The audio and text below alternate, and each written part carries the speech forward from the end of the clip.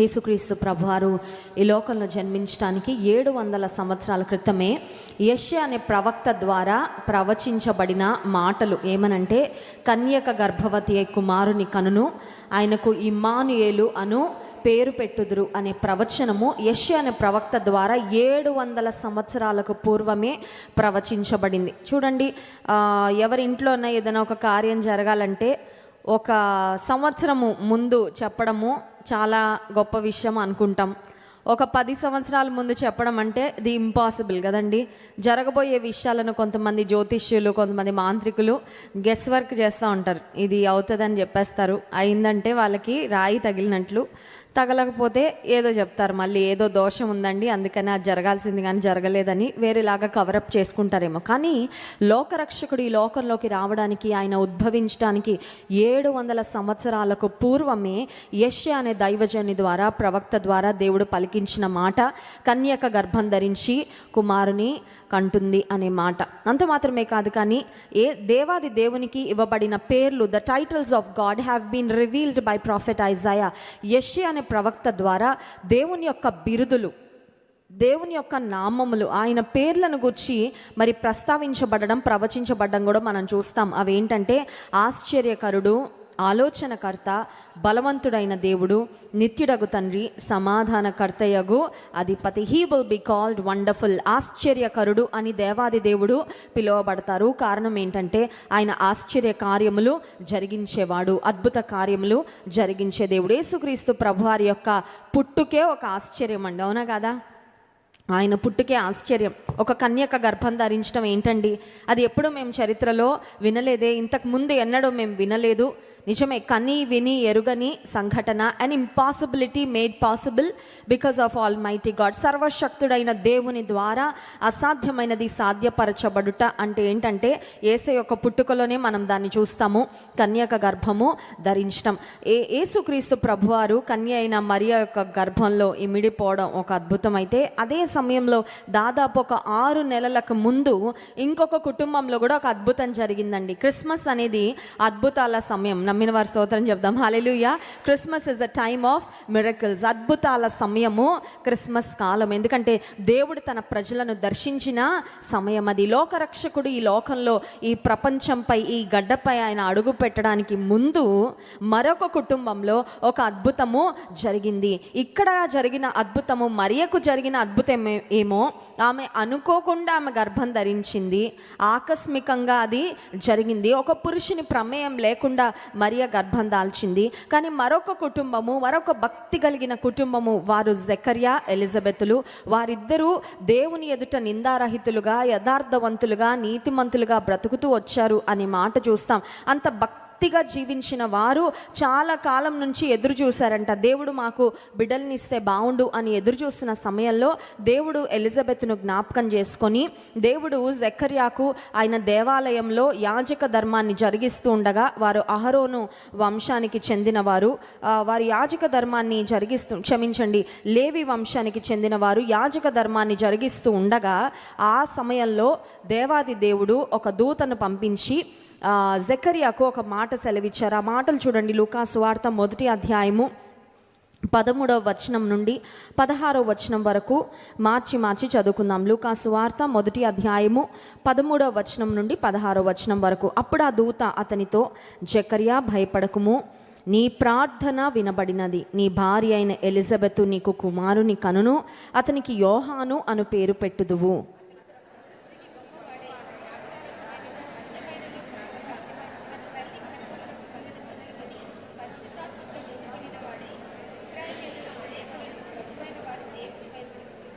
పదిహేడవ వచనం, మరియు అతడు తండ్రుల హృదయములను పిల్లల తట్టునకును, అవిధేయులను నీతిమంతుల జ్ఞానమును అనుసరించుటకు త్రిప్పి, ప్రభువు కొరకు ఆయత్తపడి ఉన్న ప్రజలను సిద్ధపరచుటకై ఏలియా యొక్క ఆత్మయు శక్తియు గలవాడై ఆయనకు ముందుగా వెళ్ళును గనుక నీకు సంతోషమును మహానందమును కలుగును, అతడు పుట్టినందున అనేకులు సంతోషింతురు.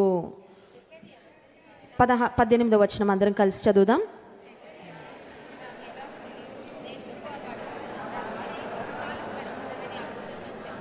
19వ వచనం, దూత నేను దేవుని సముఖమందు నిలుచు గబ్రియేలును నీతో మాట్లాడుటకును ఈ సువర్తమానము నీకు తెలుపుటకును పంపబడితిని. పాత నిబంధనకు క్రొత్త నిబంధనకు మధ్యలో ఒక పేజ్ మనకు ఉంటుందండి, ఒక తెల్ల కాగితం ఉంటుంది, వైట్ పేపర్.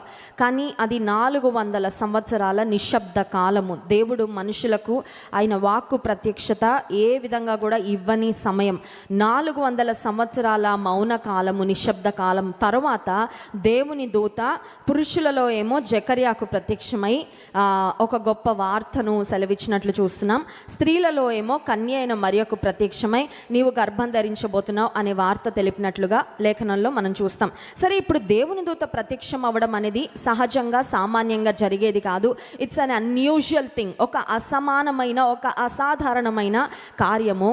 ఇంత డివైన్ ఎక్స్పీరియన్స్ పొందుకున్న జకర్యా మీరు చూసినట్లయితే దేవుని దూత నీకు ఒక కుమారుడిని ఇస్తానని చెప్పి మాయమైపోలేదండి.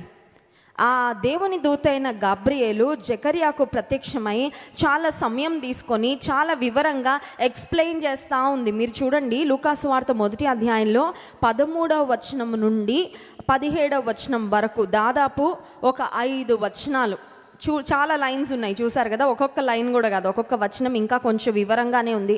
అంత డీటెయిల్డ్గా, అంత స్పష్టంగా దేవుడు జకర్యాను ఎలిజబెత్ను జ్ఞాపకం చేసుకోబోతున్నాడని, వారు ఇంతవరకు చేసిన ప్రార్థనలన్నిటికీ జవాబు వచ్చే సమయము ఆసన్నమైందని, ఒక కుమారుడిని ఇవ్వబోతున్నారని, ఆ కుమారుడు కూడా సామాన్యమైన వాడిగా ఉండబోవడం లేదని ఇంత స్పష్టంగా దేవుని దూత ఇన్ని మాటలు మాట్లాడిన తర్వాత, ఇంత వివరంగా తెలియజేసిన తర్వాత ఇప్పుడు జకర్యాకు ఒక డౌట్ వచ్చింది. ఏంటి ఆ డౌట్? ఒక సందేహం. 18వ వచనం, జకర్యా ఇది నాకు ఎలాగూ తెలియను, నేను ముసలివాడను,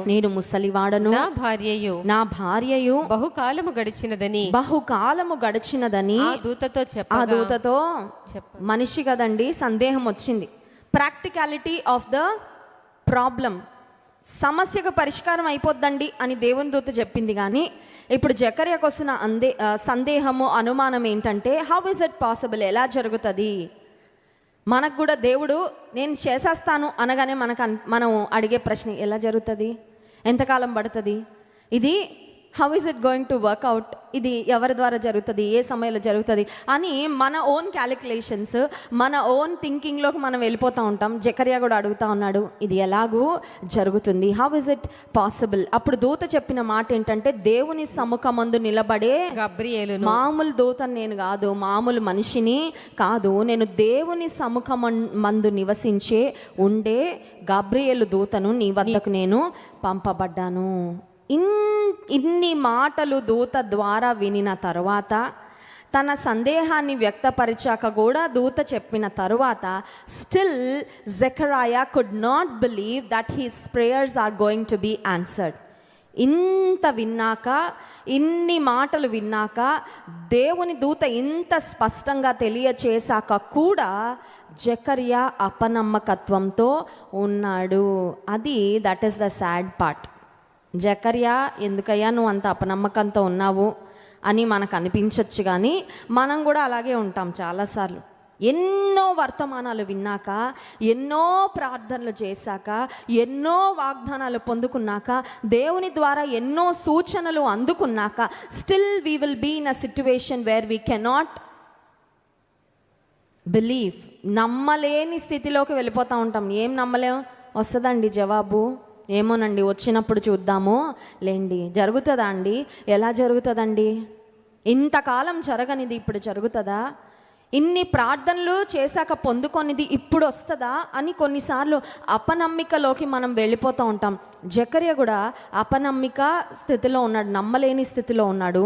20వ వచనం చూడండి, మరియు నా మాటలు వాటి కాలమందు నెరవేరును, నీవు వాటిని నమ్మలేదు గనుక ఈ సంగతులు జరుగు దినము వరకు నీవు మాటలాడిక మౌనివై ఉందువని అతనితో చెప్పెను. నీవు నమ్మలేదు గనుక. God takes unbelief seriously. దేవుడు ఏ విషయంలోనా సీరియస్ అవుతారా? ప్రేమ కలిగిన దేవుడు కదా, దయ కలిగిన దేవుడు కదా, జాలి కలిగిన దేవుడు కదా, కరుణా సంపన్నుడు కదా, క్షమించుటకు సిద్ధ మనసు కలిగిన దేవుడు కదా, దినదినము నూతనంగా మన ఎడల ఆయన వాత్సల్యత పుట్టుచున్నదని వాక్యంలో ఉంది కదా. అయినా దేవుడు దేన్నన్నా సీరియస్గా తీసుకుంటాడండి? లేదంటే అన్నింటిలో కొంచెం చూసి చూడనట్లు వదిలేస్తూ ఉంటాడా? కొంతమంది ఫీలింగ్ ఏంటంటే దేవుడు అన్నీ చూసి చూడనట్లు వదిలేస్తాడని. దేవుని కృపను చాలా లైట్గా తీసుకుంటారు. దేవుని కృపను కొన్నిసార్లు పాపం చేయడానికి ఒక లైసెన్స్గా తీసుకొని ఏం పర్వాలేదండి, దేవుడు అర్థం చేసుకుంటాడులే, దేవుడు క్షమించేస్తాడులే, దేవుడు కనికరిస్తాడులే, దేవుడు జ్ఞాపకం చేసుకుంటాడులే అని చాలాసార్లు లైట్గా తీసుకుంటారు. కానీ ఇక్కడ మనం చూసినట్లయితే గాడ్ టుక్ జెకరియాస్ అన్బిలీఫ్ సీరియస్లీ. జెకర్యాలో ఉన్న అపనమ్మకత్వాన్ని దేవుడు కొంచెం కఠినంగా వ్యవహరించిన తీరు ఇక్కడ లేఖన భాగంలో మనము చూడగలము. దేవుని దూత చెప్తున్న మాట, నీవు నమ్మలేదు కనుక అపనమ్మికకు నువ్వు వెల చెల్లించాలయ్యా. ట్రాఫిక్ సిగ్నల్ జంప్ చేశామండి. ఇండియాలో అయితే పెద్ద పర్వాలేదు. మీరు వేరే దేశాలకు వెళ్ళి సిగ్నల్ జంప్ చేయండి, రెడ్ ఉండగానే కూడా క్రాస్ చేసి వెళ్ళిపోండి, స్పీడ్ లిమిట్ క్రాస్ చేయండి, వెంటనే మిమ్మల్ని పోలీస్ వ్యాన్ వెనక నుంచి చేజ్ చేసుకుంటా వస్తారు, టికెట్ ఇస్తారు, దానికి కోర్టుకి వెళ్ళాలి, కోర్టులో ఎక్స్ప్లెయిన్ చేయాలి, వారు ఇంత ఫైన్ వేస్తారు, ఇన్ని $అని జరిమానా వేస్తారు, ఆ జరిమానా కట్టిగానే తిరిగి రావాలి. ఎందుకంటే ఆ లాని వయలేట్ చేసినందుకు ఖచ్చితంగా వెల. విశ్వాస జీవితంలో విశ్వాసిమి అని చెప్పుకుంటూ ఆ విశ్వాసాన్ని కనుపరిచినందుకు ఇక్కడ జెకర్యా ఏం చేస్తూ ఉన్నాడంటే ఒక వెల చెల్లిస్తూ ఉన్నాడు. ఏంటా వెల? What was the price?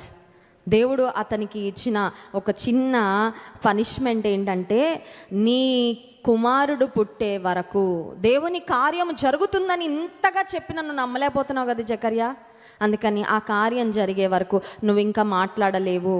ఆశ్చర్యం ఏంటంటే, యేసుక్రీస్తు ప్రభువారి యొక్క పరిచర్యలో మూగవారికి అనేక మందికి ఆయన వాక్శక్తిని ఇచ్చాడండి, మాటలు ఇచ్చాడు. కానీ ఇక్కడ మాట్లాడుతున్న జెకర్యా నోటికి దేవుడు ఏం చేశాడండి? తాళం వేశాడు. జెకర్యా విశ్వాసం మనసులో వచ్చినప్పుడు అది బయటకు రాకుండా తాళం వేసుకుంటే చాలా బాగుండేది. దేవుడు అతని నోటికి తాళం వేసి ఉండేవాడు కాదేమో. అర్థమవుతుందండి? కొన్నిసార్లు మన నోటికి మన తాళం వేసుకోవాలి. అది చాలా మేలు, మనకి మేలు, మన కుటుంబానికి మేలు, మన సంఘానికి. కానీ కొన్నిసార్లు మనం రిస్ట్రెయిన్ చేసుకోలేం కదా, మనము ఆపుకోలేం, వెంటనే పలికేస్తూ ఉంటాం.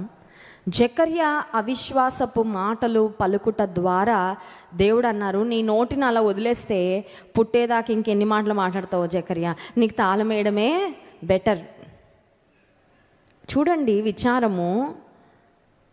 దాదాపు 60 సంవత్సరాలు దాటిపోయిన సీనియర్ సిటిజన్స్గా ఉన్న జెకర్యా ఎలిజబెత్ గర్భం ధరించగానే తల్లిదండ్రికి ఎంత ఆనందం ఉంటుందండి.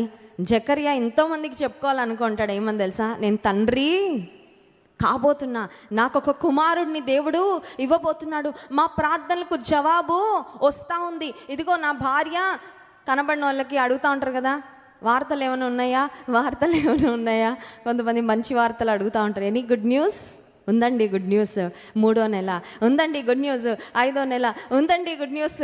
7వ నెల ఉందండి గుడ్ న్యూస్. ఎనీ టైం 9వ నెల కూడా వచ్చింది, ఎప్పుడైనా అయిపోవచ్చు అని చెప్పుకోనే పరిస్థితి జెకర్యాకు. అపనమ్మికతో పలుకుట ద్వారా దేవుడు జెకర్యా నోటికి ఏం వేశారండి?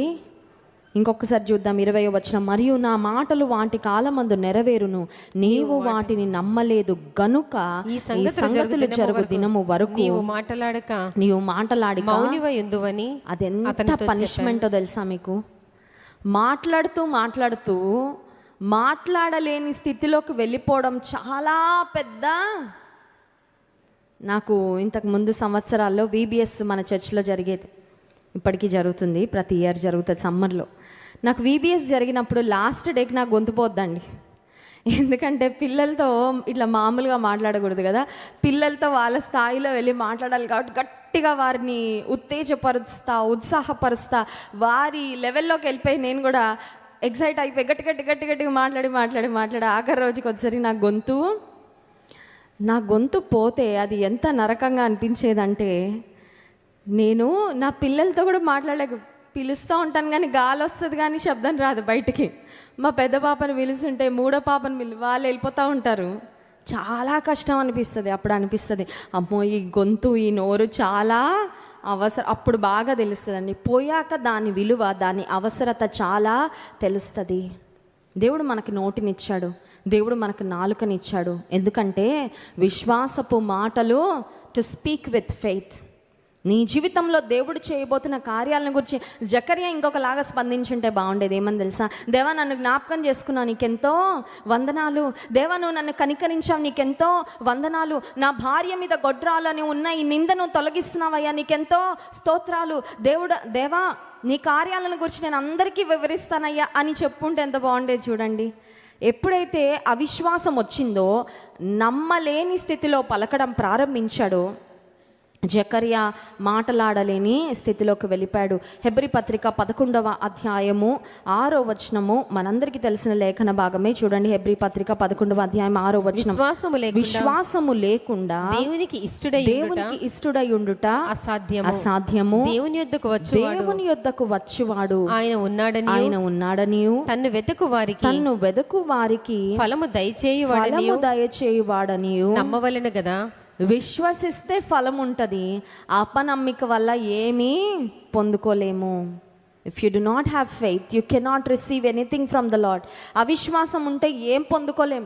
ఒట్టి చేతులతో వెళ్ళిపోవాల్సి వస్తుంది, ఖాళీ చేతులతో వెనుతిరగాల్సి వస్తుంది. విశ్వాసం ఉంటే, విశ్వాసంతో నువ్వు ప్రార్థన చేస్తే, విశ్వాసంతో కనిపెడితే, విశ్వాసంతో ఎదురు చూస్తే నీకు ఖచ్చితంగా ఫలము ఉంటుంది. There is a fruit to your faith. నీ విశ్వాసానికి దేవుడు ఖచ్చితంగా ఫలాన్ని అనుగ్రహిస్తాడు. అవిశ్వాసపు మాటలు మాట్లాడిన తర్వాత జకర్యా తన యాజక ధర్మాన్ని క్రమాన్ని జరిగించుకొని బయటకు వచ్చాడండి. బయటకు వచ్చేసరికి పరిస్థితి ఏంటంటే మాట్లాడలేకపోతా ఉన్నాడు. అందరికీ అర్థమైంది ఇతనికి అతను సంజ్ఞలు చేస్తున్నప్పుడు 22వ వచనం చూడండి. అతడు వెలుపలికి వచ్చినప్పుడు వారితో మాటలాడలేకపోయినందున ఆలయమునందు అతనికి దర్శనము కలిగినదని వారు గ్రహించిరి. అప్పుడు అతడు వారికి సంజ్ఞలు చేయుచు మోగవాడై ఉండెను. అప్పటి నుంచి he had to use sign language. సంజ్ఞల ద్వారానే మాట్లాడాల్సి వచ్చింది. కానీ దేవుడు ఎలిజబెత్ గర్భాన్ని తెరిచి ఆమెను జ్ఞాపకం చేసుకున్న తర్వాత ఆమె గర్భంలో ఇప్పుడు యోహాను ఉన్నాడు. దేవుడు జకర్యాకు ఆ బిడ్డకి ఏ పేరు పెట్టాలో కూడా ముందే చెప్పేశారండి. పేరు కూడా చెప్పాక కూడా నమ్మలేకపోయాడు. అది అక్కడ హైలైట్. ఏంటదండి? నీకు కొడుకు పుడతాడని ఒక మాట చెప్పి ఊరుకోలేదు. నీకు ఒక కుమారుడు పుట్టబోతున్నాడు, అతనికి యోహాన్ అని పేరు పెట్టాలి. అతను పుట్టుట వలన నీకు మహానందం కలుగుతుంది. నీకే కాదు, అతను పుట్టుట వలన అనేక మంది సంతోషిస్తారు, అనేక మందికి సంతోష కారణంగా ఉంటాడు, పరిశుద్ధాత్మ శక్తితో నింపబడతాడు, ఏలియా వంటి ఆత్మ కలిగి ఉంటాడు. ఎన్నో మాటలు చెప్పాక కూడా అపనమ్మికే ప్రదర్శించాడు. ఎవరు? జకర్యా. కానీ దేవుడు చెప్పిన మాట మాత్రం నిరర్ధకము. ఆ అపనమ్మికతో ఉన్న జకర్యాగా ఒక్కడికే దేవుడు పనిష్మెంట్ ఇచ్చాడు. కానీ ఎలిజబెత్ను మాత్రం దేవుడు జ్ఞాపకం చేసుకోవడము ఆపలేదు, మానలేదు. ఇప్పుడు ఎలిజబెత్కి 6 నెలలు వచ్చినాయి. ఎలిజబెత్ గర్భంలో ఉన్న బిడ్డకు 6 months, she was 6 months pregnant. ఆ కాలంలో మరియా ఎలిజబెత్ వద్దకు వెళ్ళిందంట. 39వ వచనం చూడండి. ఆ దినమున మరియ లేచి యూదా ప్రదేశములోని కొండసీమలోనున్న ఒక ఊరికి త్వరగా వెళ్ళి జకర్యా ఇంటిలో ప్రవేశించి ఎలిజబెత్కు వందనము చేసెను. మరియా ఎలిజబెత్లు బంధువులండి. They were relatives. బంధుత్వం ఉంది కాబట్టి దేవుని దూత మరియకు ప్రత్యక్షమై పరిశుద్ధాత్మ శక్తి వల్ల నువ్వు గర్భం ధరించబోతున్నావు అని మరియతో చెప్పిన తర్వాత పరలోకము నుండి వచ్చిన దూత ఎలిజబెత్ను గూర్చి కూడా ఒక మాట మరియకు తెలియచేసింది. ఆ మాట ఏంటంటే 36వ వచనం. మరియు నీ బంధువురాలు ఎలిజబెత్ కూడా తన వృద్ధాప్యమందు ఒక కుమారుని గర్భము ధరించి ఉన్నది. గొడ్రాలనబడిన ఆమెకు ఇది 6వ మాసము. ఇది 6వ మొదటి అధ్యాయము ఇందాక చదువుకున్న ప్రారంభ వచనాల్లో మీరు 5-6 వచనాలు చూస్తే ఎలిజబెత్ బహుకాలము గడిచిన వారిద్దరు వృద్ధులయ్యారు అనే మాట ఉంటుంది. 7వ వచనం ఎలిజబెత్ గొడ్రాలైనందున అనే మాట ఉంటుందండి.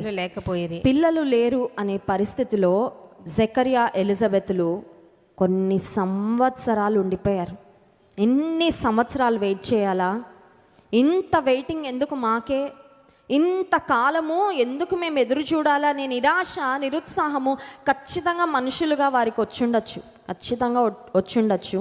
వారు వృద్ధాప్యంలో కూడా వచ్చేసారంటే ప్రాబబ్లీ దే థాట్ దేవునికి ఇంకా మనకి ఇవ్వడం ఇష్టం లేదేమో, ఆయన చిత్తం కాదేమో అనే స్థితికి కూడా బహుశా వెళ్ళిపోయి ఉంటారేమో జకరియా, ఎలిజబెతులు. మనుషుల మధ్యలో ఎలిజబెత్ ఏ నింద అయితే పొందుకుందో ఆ నిందంతా, ఆ బాధ అంతా పరలోకంలో కూడా దేవుడు చూశాడండి. ఎందుకంటే పరలోకం నుంచి వచ్చిన దేవుని దూత మరియతో పలుకుతున్న మాటలలో చెప్పిన మాట ఏంటంటే, గొడ్రాలనబడిన ఆమెకు ఇది 6వ మాసము.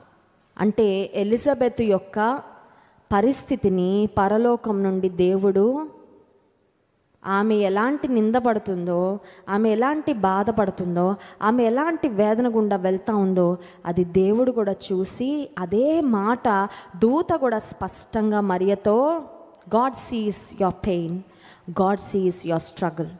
నువ్వు ఒంటరిగా ఉండి ఎంత వేదన పడుతున్నావు దేవుడు చూస్తున్నాడు. నీ మీద మనుషులు వేస్తున్న నింద దేవుడు చూస్తున్నాడు. ఇంకా వీరి పరిస్థితి ఎప్పటికీ ఇంతే అండి అని మనుషులు మాట్లాడుతున్నారే, అవి దేవుడు చూస్తున్నాడు.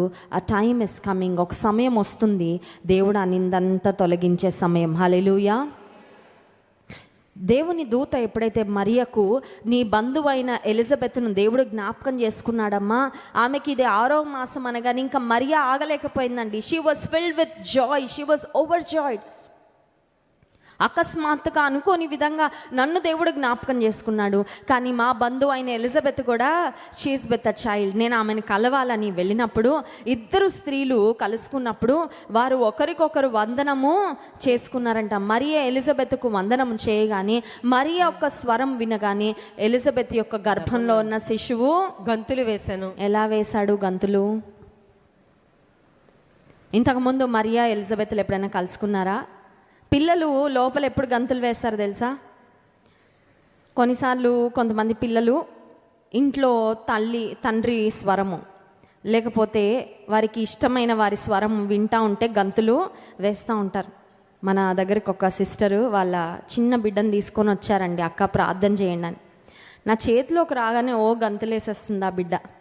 అయితే నేను ప్రార్థన చేయడానికి ఎత్తుకుంటే గంతులేస్తుంది. అప్పుడు ఆ సహోదరి చెప్తా ఉంది, అక్క గర్భంలో బిడ్డ ఉన్నప్పుడు ప్రతిరోజు మీ పాటలు పెడతా ఉండేదాన్ని, అందుకని ఆ పాటలు రాగానే లోపల బిడ్డ గంతులేస్తూ ఉండేది. ఇప్పుడు మీ చేతిలోకి రాగానే కూడా ఏడవట్లేదు చూడండి, మీ చేతిలోకి రాగానే చాలా యాక్టివ్ అయిపోయింది. నన్ను ఎట్లా చూస్తుందంటే నేను ఎప్పటి నుంచో పరిచయం అయినట్టు, నేను వాళ్ళ ఫ్యామిలీ మెంబర్ అన్నట్టు ఆ బిడ్డ చూస్తూ ఉంటే నాకు ఆశ్చర్యం అనిపించింది. ఆ బిడ్డకి నా స్వరం గర్భంలో ఉన్నప్పుడే పరిచయము. డాక్టర్స్ కూడా చెప్తా ఉంటారు ఏమనంటే, గర్భం దగ్గరికి, కడుపు దగ్గరికి వెళ్ళి మాట్లాడాలంట ఆ బిడ్డలతో. వాళ్ళు బయటకు వచ్చాక వాళ్ళు వింటారని మనం అనుకుంటాం, కానీ కాదు. లోపల ఉన్నప్పుడు కూడా చిల్డ్రన్ క్యాన్ స్టిల్ లిసన్. పిల్లలు గర్భంలో ఉన్నప్పుడు కూడా వింటారు, వారికి వినికిడి శక్తి ఉంటుంది. ఆ మధ్యలో ఒక వీడియో బాగా వైరల్ అయింది. అదేంటంటే బయట ఒక తల్లి అల్ట్రాసౌండ్ స్కాన్కి వెళ్ళింది. స్కాన్కి వెళ్తే బయట ఒక పాట పెట్టారండి. పాట పెడితే లోపల బిడ్డ చప్పలు కొడుతుంది. కడుపులో ఉన్న బిడ్డ ఇంకా బయటకు కూడా రాలేదు. ఆ బిడ్డ బయట పాట పెడితే ఆ హాస్పిటల్లో అల్ట్రాసౌండ్ స్కాన్లో అదంతా చూపిస్తే చాలా ఆశ్చర్యం అనిపించింది. ఇప్పుడు నా ప్రశ్న ఏంటంటే, మరియా ఎలిజబెత్లు, that was their very first meeting. వారు ఎలిజబెత్ గర్భం ధరించిన తర్వాత కలుసుకోవడం మొదటిసారి. అప్పటి వరకు యోహాను మరియ యొక్క స్వరాన్ని కూడా ఎప్పుడూ వినలేదు. కానీ ఎలా గంతులు వేశాడంటే, మరియ పరిశుద్ధాత్మ వలన గర్భం ధరించినది, మరియ పరిశుద్ధాత్మ శక్తితో నింపబడినది. ఆ లోపలున్న బిడ్డ కూడా, పుట్టబోవు శిశువు కూడా పరిశుద్ధాత్మతో నిండుకొనిన వాడని గబ్రియేలును దేవదూత ద్వారా చెప్పబడిన మాట కనుక దేవుని ఆత్మతో నింపబడిన మరియా మాట్లాడుతూ ఉంటే ఆ మాటలకు ఎలిజబెత్ గర్భంలో ఉన్న బిడ్డ ఏం చేశాడండి? గంతులు వేశాడు. సరే, ఎలిజబెత్కు 9 నెలలు అయిపోయాయి. ఆమె గర్భంలో నుండి ఆ బిడ్డ బయటకు వచ్చేసాడు. ఇప్పుడు యోహాను పుట్టాడు. యోహానుకు పేరు పెట్టే సమయము వచ్చింది. It's a very important day. ఎందుకంటే 8వ రోజు యూజువల్గా మరి యూదా సంప్రదాయం ప్రకారము వారు సున్నతి చేస్తూ ఉంటారు. 8వ దినం it's a day of circumcision. ఆ సమయంలో వారు ఏం చేశారంటే చూడండి, 60వ వచనం. తల్లి అలాగు వద్దు. 59వ వచనం నుండి చదువుదాం. 8వ దినమున వారు శిశువుకు సున్నతి చేయవచ్చి శిశువుకు సున్నతి చేయవచ్చి తండ్రి పేరును బట్టి జకర్యా అను పేరు వానికి పెట్టబోచుండగా తల్లి అలాగు వద్దు వానికి యోహానను పేరు పెట్టవలెనని చెప్పెను. అందుకు వారు నీ బంధువులలో ఆ పేరు గలవాడెవడునూ లేడే అని ఆమెతో చెప్పి వానికి ఏ పేరు పెట్టగోరుచున్నావని వాని తండ్రికి సంజ్ఞలు చేసి అడిగిరి. అతడు వ్రాత పలక తెమ్మని వాని పేరు యోహానని వ్రాసెను. అందుకు వారందరూ ఆశ్చర్యపడిరి. జకర్యా దేవుని దూత ఈ బిడ్డకు యోహాను అని పేరు పెట్టాలని దేవుని దూత ముందే చెప్పిన మాట he still has it in his mind. మాట్లాడలేని స్థితిలో ఉన్నాడు, కానీ దేవుడు చెప్పిన మాట అక్షరాల నెరవేరుట కన్నులారా చూస్తూ ఉన్నాడు. నేను నోరు తెరిచి దేవుని స్తుతించగలిగితే ఎంత బాగుండు అనుకుంటున్నాడు, కానీ దేవుడు మాత్రం క్లోజ్ చేసేసాడు. మాటల ద్వారా స్తుతించలేని స్థితిలో ఉన్నాడు. కానీ దేవుడు ఏ పేరు పెట్టమని దూత ద్వారా సెలవిచ్చారో అదే పేరు పలక మీద రాసి చూపించారు. వెంటనే 64వ వచనం, అతని నోరు తెరవబడి నాలుక సడలి అతడు దేవుని స్తుతించుచు మాట్లాడసాగెను. వెంటనే గాడ్ రిమెంబర్డ్ జకరియా. అతని నాలుక సడలింది, దేవుని స్తుతించటము మొదలుపెట్టాడు. ఒక మాట, దేవుని దూత నీ భార్య అయిన ఎలిజబెత్ను నేను జ్ఞాపకం చేసుకోబోతున్నాను, ఆమెకు ఒక కుమారుడు కలగబోతున్నాడు, అతనికి యోహానను పేరు పెట్టాలి అనగానే అక్కడే దేవుని స్తుతించుంటే దేవుని స్తుతించుట కొరకు ఇంతకాలం వెయిట్ చేయాల్సిన అవసరం వచ్చుండేది. అర్థమవుతుందా అండి? కొన్నిసార్లు మనం స్తుతించడం లేట్ చేస్తాం, కొన్నిసార్లు మనము అపనమ్మికతో మౌనంగా ఉండిపోతాం. అపనమ్మికతో మౌనంగా ఉండడం కూడా దేవుడు అంగీకరించడు. When God reveals something to you, believe it and praise it in advance. నమ్మి ముందే విశ్వాసంతో స్తుతించు, దేవుని ఘనపరచు. అప్పుడు నీ జీవితంలో ఇంకా గొప్ప కార్యాలు దేవాతి దేవుడు జరిగిస్తాడు. తన నాలుక సడలించబడిన తరువాత జకర్యా 2 పనులు చేశాడండి. మొట్టమొదటి పని ఏంటంటే ఇప్పుడు మనం చదువుకున్న దేవుని స్తుతించాడు అనే మాట మనం చూసాము. రెండవదిగా 67వ వచనం, మరియు అతని తండ్రి జకర్యా పరిశుద్ధాత్మ పూర్ణుడై ఇట్లు ప్రవచించెను. He started ప్రొఫెసయింగ్. యాజకుడుగా ఉన్నాడు. యాజక ధర్మంలో దేవుని పనిలో దేవుని పరిచర్యలో సాగిన జకర్యా, కానీ దేవుడు అతని జీవితంలో కార్యం చేసి తన భార్య మీదున్న ఆ నిందను తొలగించి దేవుడు వారిని సంతోషభరితులుగా చేసినప్పుడు ఆయన స్తుతించడం మొదలుపెట్టాడు, ప్రవచించడం కూడా మొదలుపెట్టాడు. ఆ తర్వాత మనం చూసినట్లయితే 75వ వచనం నుండి దాదాపు ఆ అధ్యాయము చివరి వరకు జకర్యా దేవుని ఘనపరచుట, స్తుతించటం మనము చూడగలం. అప్పటి వరకు నోరు మూయబడి ఉందేమో, ఒక్కసారి దేవుడు నోరు తెరిచిన తర్వాత దేవుని స్తుతించటము ఆపలేకపోయాడు. నీ జీవితంలో దేవుడు ఆయన కార్యాలు చేస్తూ ఉండగా మౌనంగా చూస్తున్నావా? ఏమవుతుందో చూద్దాంలేండి. జరిగాక అప్పుడు దేవుని స్తుతిద్దాంలేండి. ఆ స్థితిలో ఉంటే అపనమ్మకే ఉన్నట్లండి ఖచ్చితంగా. Let it happen and then I can believe. జరిగిన తర్వాత స్తుతిద్దాం, జరిగిన తర్వాత దేవుని గణపడదాం, జరిగిన తర్వాత కృతజ్ఞత అప్పుడు చూసుకుందామని నువ్వు వెయిట్ చేస్తున్నావంటే ఖచ్చితంగా నీలో అపనమ్మిక ఉన్నట్లే. దేవుడు తన మాట నీకు సెలవిచ్చిన తర్వాత దేవుని కార్యం జరుగుతుందని నీకు పరిపూర్ణమైన విశ్వాసం ఉంటే నీ బిహేవియర్, నీ యాటిట్యూడ్ అప్పటి నుంచే మారిపోవాలండి. ఎట్లా మారాలి? దుఃఖముఖిగా ఉండకూడదు. మనం హన్నాను గురించి చదువుతాము. 1 సమూయేలు గ్రంథము 1వ అధ్యాయంలో ఏలి అనే దైవజనుడు ఆమె వద్దకు వచ్చే సంవత్సరం ఈ సమయానికి దేవుడు నిన్ను జ్ఞాపకం చేసుకుంటాడమ్మా అనే మాట పలుకగానే నాట నుండి ఆమె దుఃఖముఖిగా ఉండడం మానేసిందంటండి. ముందుగానే ప్రకటించట కొరకు దేవుడు ఎన్నుకున్న, ఏర్పరచుకున్న యోహాను ఎలిజబెత్ అనే స్త్రీ యొక్క గర్భం ద్వారా ఈ లోకానికి. ఇంకొక మాట నేను చెప్పి ముగిస్తాను. Why did Elizabeth have to wait for so long in order to be pregnant? Elizabeth యోహానుకు జన్మనివ్వడానికి అన్ని సంవత్సరాలు దేవుడు ఎందుకు వెయిట్ చేయించాడండి? ఎలాగో ఇస్తున్నాడు కదా, ముందు ఇస్తే ఏమవుతుంది? కొంతమందికి ఆ డౌట్ వస్తుందా? రాదా? నాకు పెళ్ళి ఎలాగో అవుతుందండి, అదేదో ముందైతే ఎంత బాగుండండి. పిల్లలు ఎలాగో కలుగుతారండి, నాకు తెలుసు దేవుడు ఇస్తాడు. But why not earlier? ఇంకా కొంచెం ముందు అయింటే ఎంత?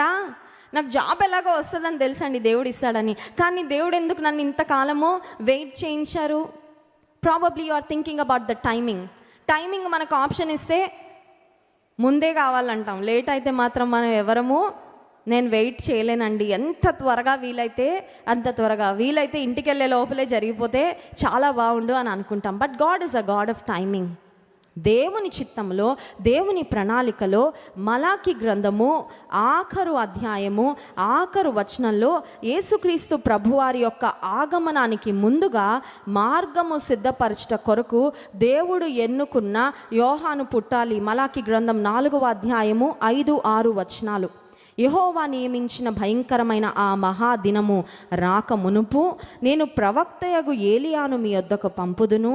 నేను వచ్చి దేశమును శపించకుండునట్లు అతడు తండ్రుల హృదయములను పిల్లల తట్టును, పిల్లల హృదయములను తండ్రుల తట్టును తిప్పును. This was a prophecy about John the Baptist. బాప్తిస్మం ఇచ్చి యోహానును గూర్చి మలాకి అనే ప్రవక్త ద్వారా దేవుడు చెప్పించిన, సెలవిచ్చిన ప్రవచనము. ఆ ప్రవచనము నెరవేరాలంటే అదే సమయంలో కొంతకాలం ముందు యేసుక్రీస్తు ప్రభువారికి యోహాను పుట్టాలి. అర్థమైందండి?